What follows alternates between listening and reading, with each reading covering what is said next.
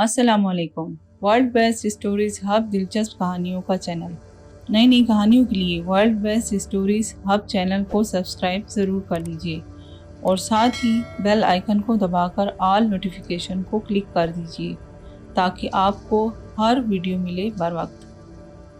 सच्चा खजाना। साल साल पुरानी बात है। मिस्र के एक कम आबादी वाले इलाके में एक कम उम्र लड़का हारून अपने दादा शफीउद्दीन के साथ रहता था। छोटी सी झोंपड़ी में जिसके बाहर एक तरफ गधा बंधा हुआ होता था और दूसरी तरफ सब्जियां काश्त की जाती थीं। हारून के दादा काफ़ी ज़ईफ़ इंसान थे। एक रात नींद में इन्हें शदीद खांसी का दौरा पड़ा। हारून हसास तबीयत का मालिक था। नींद से जाग गया और अपने दादा का सीना मलने लगा। शफीउद्दीन ने उसके छोटे हाथों का सहारा लिया और बैठ गया। हारून के हाथ अपने हाथों में लेकर खांसते हुए रुक कर बोले, मैंने जो कुछ किया है तुम्हारे लिए अच्छा किया है। सफ़र के इख्तिताम पर तुम्हें सफ़र तवील नहीं लगेगा। मेरी वसीयत काले बस्ते में पड़ी है, इसका सहारा लेना, मंजिल मिल जाएगी। उन्होंने खूंटी पर लगे बस्ते की तरफ इशारा किया और उसके बाद मुसलसल खांसी में जीने न दिया। अपने दादा की तदफीन के बाद हारून को काले बस्ते का ख्याल आया। इसने काला बस्ता खोला। उसमें एक छतरी, बहुत से पत्थर और लकड़ी के मुख्तलिफ साइज के टुकड़े पड़े थे। वो हैरान हुआ, ये कैसी वसीयत है। फिर उसने उलट पुलट कर बैग का जायजा लिया। बैग की एक तरफ एक छोटी सी जिप थी।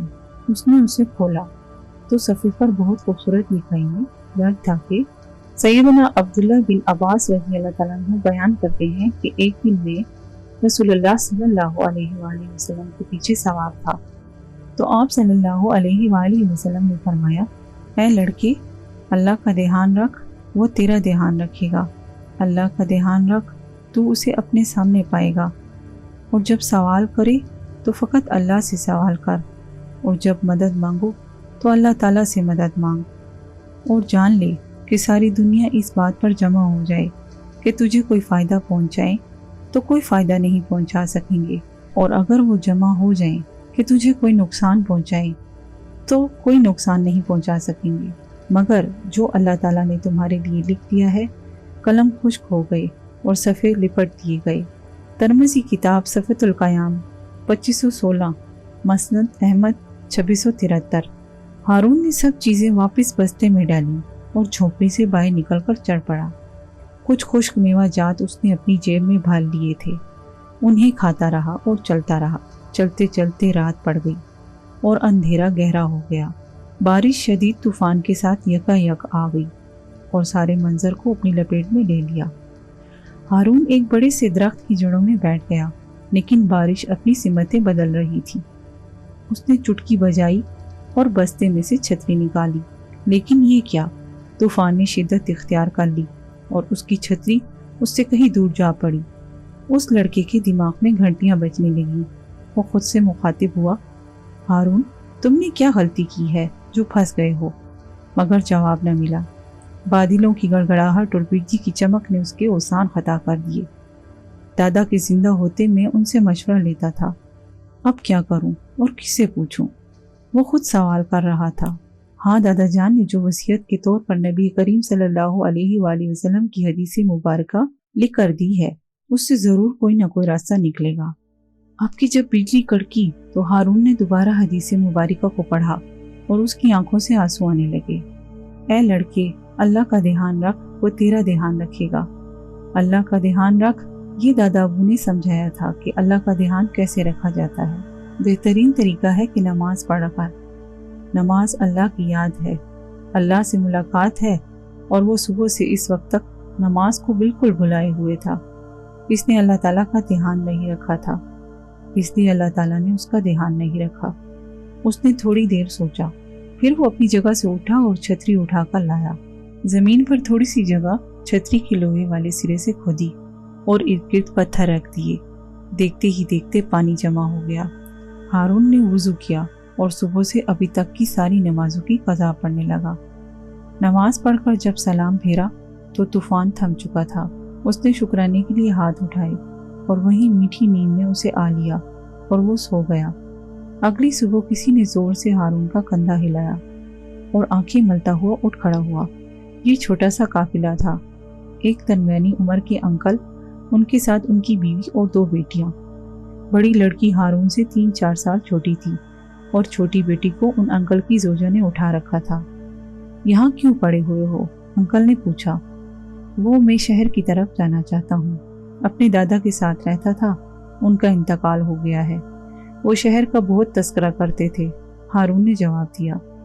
دادا کو یاد کرتے ہی اس کی آنکھوں میں نمی سی آ گئی تھی۔ آؤ ہمارے ساتھ چلو، اس آدمی نے ہارون کے کندھے کو سختی سے دباتے ہوئے کہا۔ ان کے انداز میں عجیب سی حاکمیت تھی، اس کے علاوہ کوئی چارہ بھی نہ تھا، لہٰذا ہارون ان کے پیچھے پیچھے چل دیا۔ گھر سے لائے ہوئے خشک میوہ جات کہیں راستے میں ہی گر گئے تھے، یا شاید کل رات کی بارش نے انہیں بہا دیا تھا۔ بھوک سے پیٹ میں مروڑ پڑ رہے تھے۔ ایک کنویں کے پاس آ کر وہ آدمی روکا۔ اس جگہ ہم آدھا گھنٹہ قیام کریں گے، تمہارا کھانا پینا ہمارے ذمہ نہیں ہے، جہاں سے جو دل کرتا ہے کھا لو، آدھے گھنٹے بعد یہیں آنا، پھر ہم آگے چلیں گے۔ ہارون اس بات کو سن کر رونا چاہتا تھا، مگر اسے حدیث یاد آ گئی، اور جب سوال کرے تو فقط اللہ سے سوال کر، اور جب مدد مانگے تو اللہ تعالیٰ سے مدد مانگ۔ اس نے روتے ہوئے اللہ تعالیٰ سے دعا کی کہ تو نے تو حضرت یونس علیہ السلام کو مچھلی کے پیٹ میں، کیڑے کو پتھر میں رزق سے نوازا ہے، یا اللہ مجھے بھوکا مت رکھ، مجھے بھی کچھ کھانے کو دے، یا ارحم الراحمین، یا ارحم الراحمین، مجھ پر رحم فرما اور میری دعا کو قبول فرما۔ درود شریف پڑھ کر جب اس نے آنکھ کھولی تو دور ایک سیب کا درخت نظر آیا، جس کے ساتھ انگور کی بیل بھی لگی ہوئی تھی۔ اس نے دیکھا کہ آس پاس کے سارے درخت ہی پھلوں سے بھرے ہوئے تھے۔ وہ چلتا چلتا آگے آیا اور درختوں پر ہی نظر رکھی ہوئی تھی کہ پاؤں دفتن گیلا ہو گیا۔ اس نے دیکھا تو نیچے پانی تھا، پانی کا بہاؤ تیز تھا۔ وہ فوراً پیچھے ہوا، یہ کسی نہر کی شاخ تھی یا کوئی چشمہ؟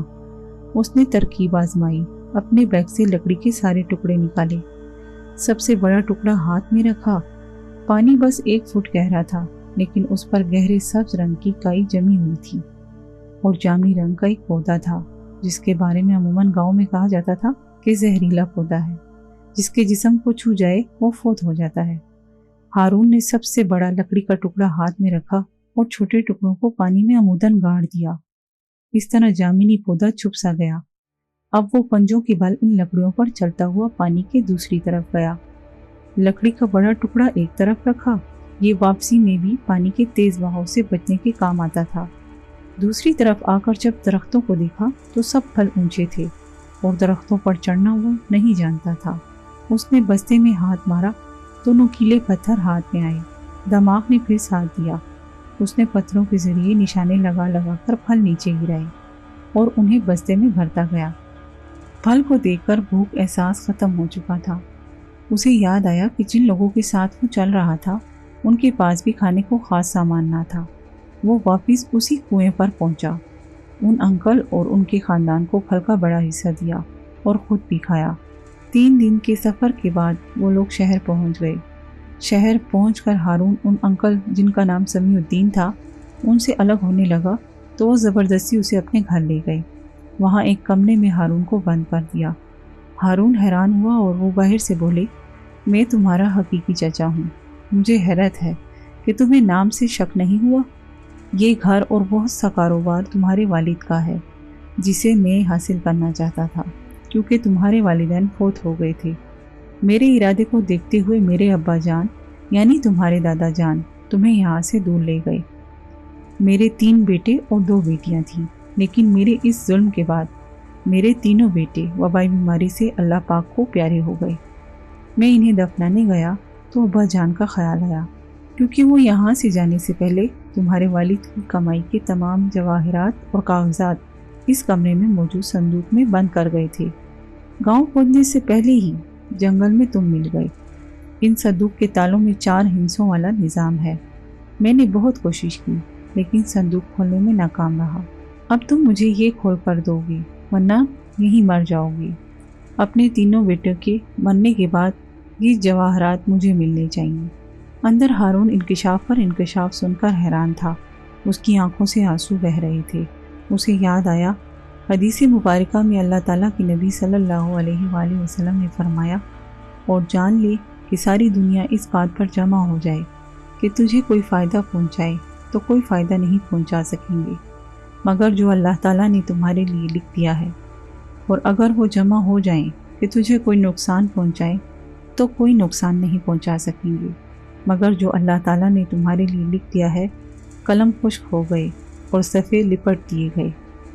ہارون بولا، چچا جان، آپ نے جو کیا ہے میں اس کے لیے آپ کو معاف کرتا ہوں۔